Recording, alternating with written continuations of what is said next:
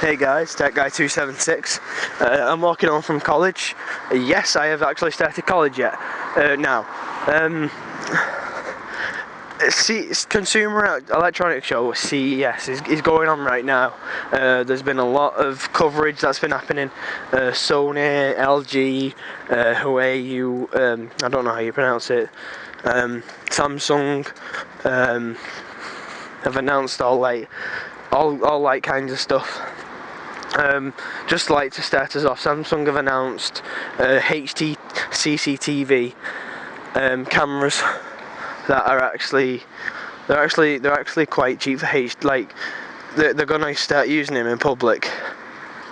Hopefully, probably in Japan only or China, because that's where they have the money, and the crime rate isn't a lot. The crime rate isn't like 50% as it is over here, or whatever percent it is in the UK, but it's lower than every other country in the world. Sony have, just everybody seems to be focused on 4K TVs or smart TVs. Sharp have brought out a smart TV, which has got the power to use the internet and watch telly at the same time. Like, that's just amazing. Like, whoa. Yeah. I don't know if that'll catch on. Because you're surfing the internet anyway. Well, okay, it's another device that can surf the internet, but you'll probably be surfing the internet anyway. Most of the teenagers today, they watch TV while they're on the laptop, or while they're on the phones, or while they're playing games on their iPad or touchpad or anything. It's astounding.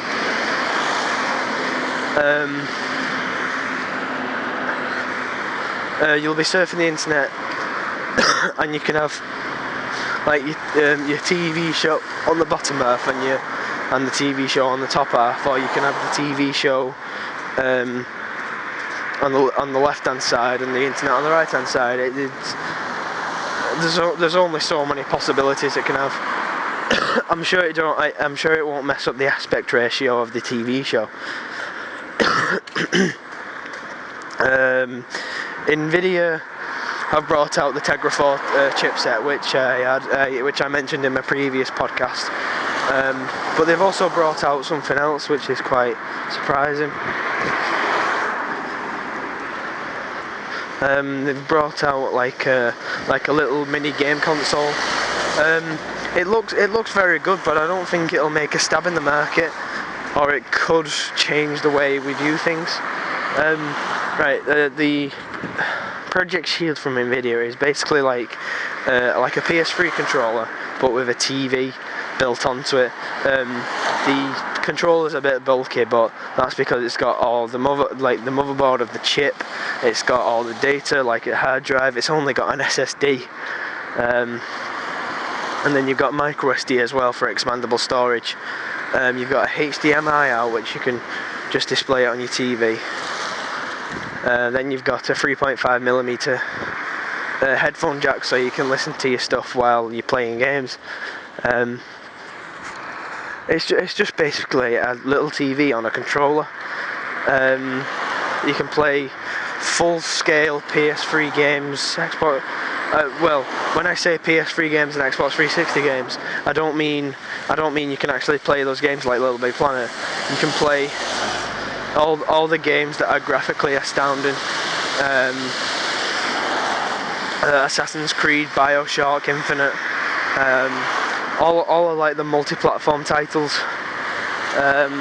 You can also play all your PC games. My shoe's coming apart. You can also play all your PC titles. They'll stream straight from Steam. All the games that you've bought on Steam from the Steam sale, any game that you've bought on Steam, or you've got an emulator that you've added the launcher to Steam, you can play that. I don't know if the little screen on the Project Shield's display is this touch, or you've got a little cursor, I'm not sure. But if you can, you can probably play Project, like emulators like NES, Project 60, Nintendo 64. You can probably play all of them. But it's just like, it's about the size. It's about the size of headphones, like not earphones, headphones. It's probably about the same size of that. Obviously, yeah. It's quite good. You can play Left 4 Dead on it. Steam will automatically recognise that it's got a controller, so it'll start changing all the controls to it. It's not like it's connected to your computer. It's connected to your Steam account, so all you need is a Wi-Fi connection, and if you want like your PC games, you can just use that. It's quite good.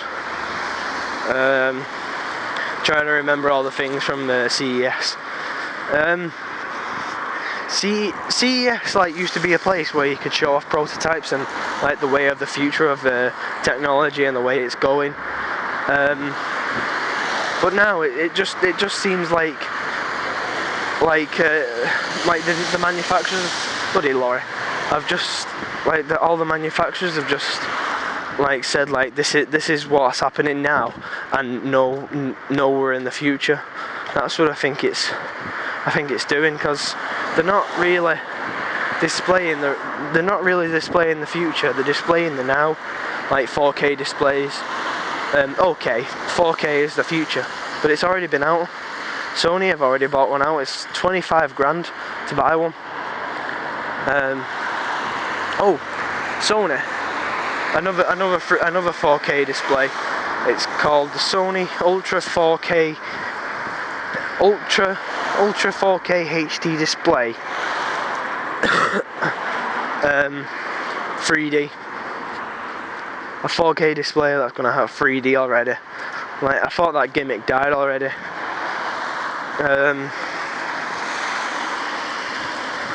I don't think we'll move to HD for another 10 years. I mean, we won't move away from HD and move on to 4K in the next 10 years. It'll be in the next 15-20 years, because not all TV shows are not all people and not all TV shows and broadcasters have not got the bandwidth to support 4K. They've already got to pump out 4K.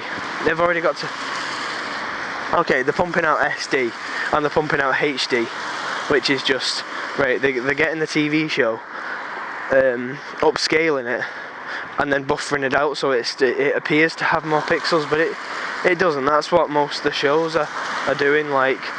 That's why some of the programs they've decided not to do it, because it's by the 4:3 ratio. Say if you've seen TV shows on a HD channel and it's 4:3, it's got black bars on the left and right hand side. That's because they've not decided to stretch it.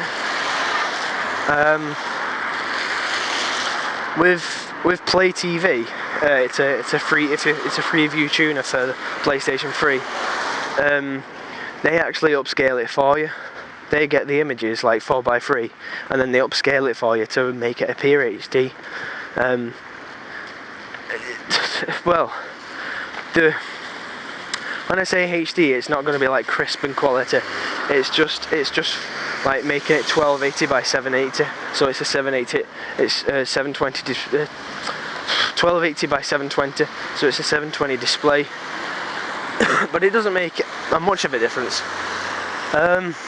I've ranted on too much here, so thanks for listening, guys, and I'll see you next podcast. Right, bye.